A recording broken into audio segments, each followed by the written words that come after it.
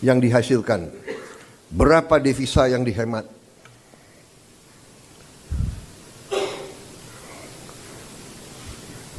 Kemudian kriteria selanjutnya adalah harus mengarah kepada swasembada pangan dan swasembada energi. Kita harus mampu memberi makan kepada seluruh rakyat Indonesia.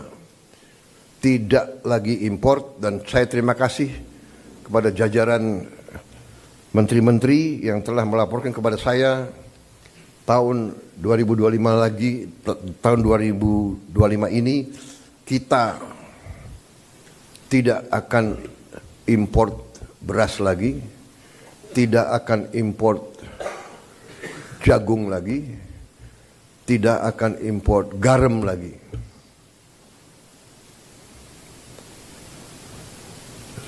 Artinya, target yang saya berikan kepada kabinet bahwa Indonesia kita harus swasembada pangan dalam waktu 4 tahun.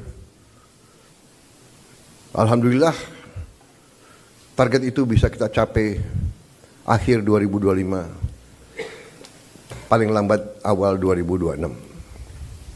Jadi mungkin 3 tahun lebih cepat dari sasaran yang kita tetapkan.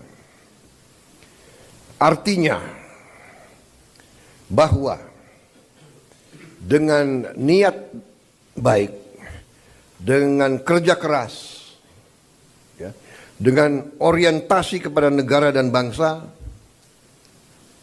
kebijakan yang masuk akal akan membuahkan hasil yang cepat.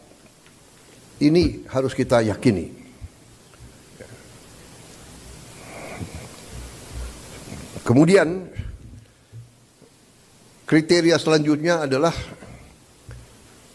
harus bisa